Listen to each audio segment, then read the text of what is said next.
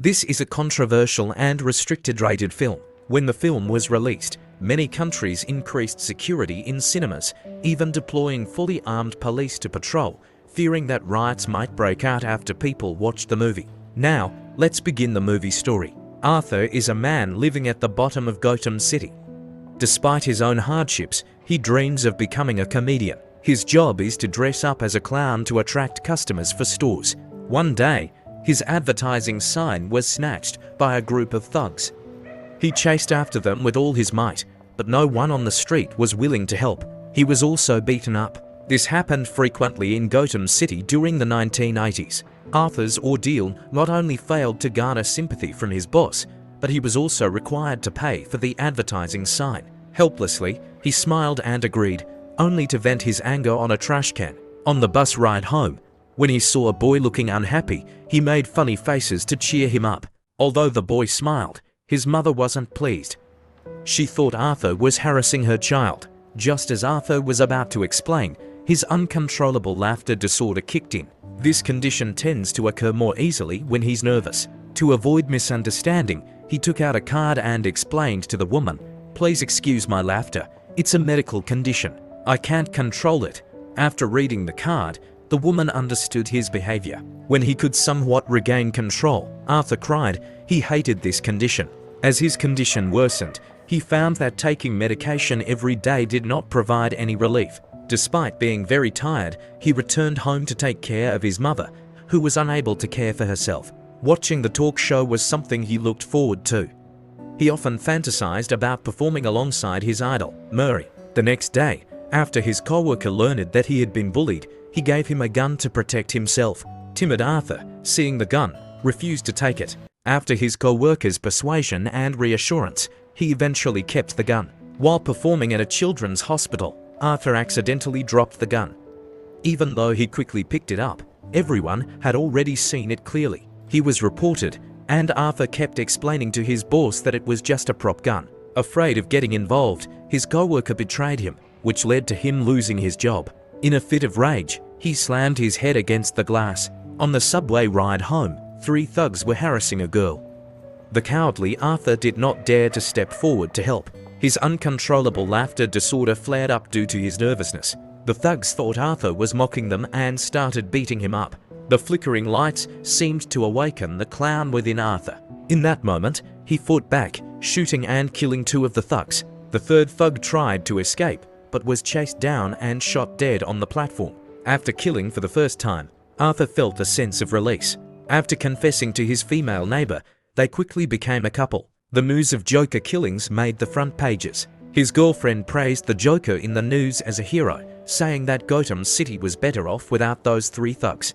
At this moment, people on the street began to wear Joker masks, believing that the Joker represented justice by executing evildoers. This made Arthur feel proud. But one person on television criticized the Joker. He was the city's wealthiest man, Wayne, who was running for mayor. He claimed that the 3 victims were his employees, kind and honest, and that the subway incident had sparked riots due to people's resentment towards the wealthy. The Joker was just a coward hiding behind a mask. One day, Arthur learned a secret from a letter. His mother had been a maid for the Wayne family many years ago and had a secret romance with Wayne. Arthur was actually his illegitimate son. He longed for the warmth of a father's love, so he went to the Wayne family home. At the door, he encountered Wayne's son. Arthur even performed a little magic trick to cheer up his brother. He had his brother make a smile, but just then, the butler came over and scolded him. After explaining his purpose, he was met with ridicule. The butler said that his mother had delusions and that he was not Wayne's son at all. When he saw the boy looking at him, he released his grip on the butler's neck and left the place. When Arthur returned home, he saw his mother being lifted onto an ambulance due to a stroke. In this disappointing life, only Murray's talk show could bring him a little joy. When Arthur saw his idol referencing his own performance video, he was as happy as a child. But Murray was actually mocking his terrible performance. Many people wore Joker masks to support the Joker and express their dissatisfaction with the city. Arthur sought out Wayne, wanting to acknowledge their father-son relationship, but the response he received was the same as the butler's. He was also told that he was adopted, which Arthur could not believe. Arthur said he wasn't after money, he just wanted some warmth from a father. But you don't even have the basic respect and insult my mother. Wayne insisted that his mother was just a madwoman. At that moment, Arthur's condition flared up, and Wayne, thinking he was mocking him, punched him. After returning home, Arthur locked himself in the refrigerator. The next day, Arthur received a call from the talk show production team.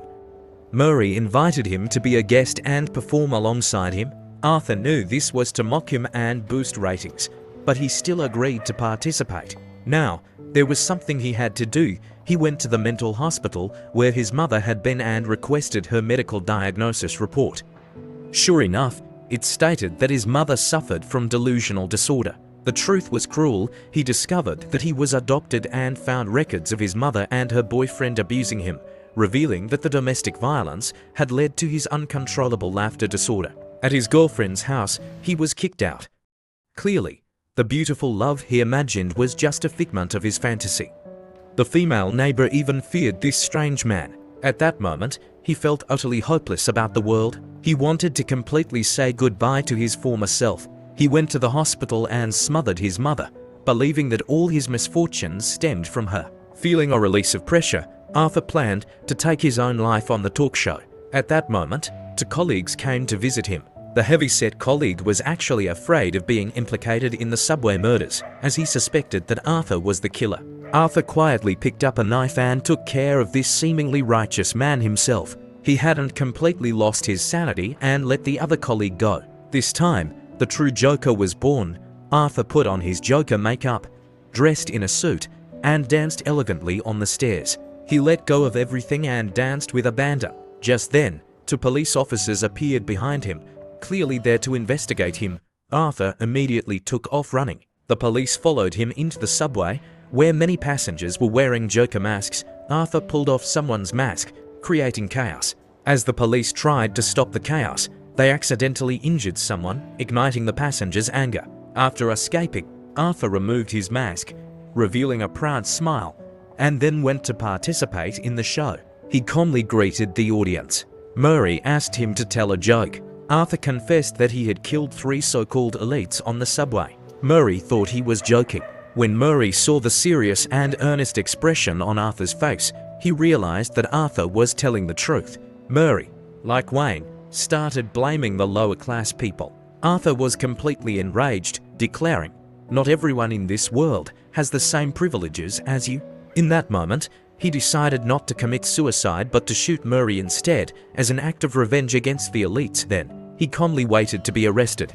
Just as he had written in his journal, "I hope my death makes more sense than my life." Through the live broadcast, Arthur became the spark that ignited Gotham City. The long-simmering resentment of the people erupted in that moment. Wayne, along with his family, tried to escape the chaotic streets, while a Joker closely followed behind. The Joker shot and killed Wayne and his wife, and this alley was the very place where Arthur had been beaten by thugs. Arthur laughed heartily at the sight of the riotous streets. Suddenly, a truck crashed into a police car, and two Jokers got out to lift Arthur from the police vehicle. In this unfair and turbulent era, the Joker became their spiritual leader. Of course, the Joker's story is far from over. Arthur transforms from a compassionate person at the bottom of society into a villain, shaped by many factors. No one is born inherently good or evil. It is merely the soil of society and the experiences one undergoes that differ. This movie provokes a lot of social reflections for the audience. Just as the protagonist Phoenix mentioned in his Oscar acceptance speech, people should pay more attention to marginalized groups. This concludes the commentary on the film. Thank you for watching.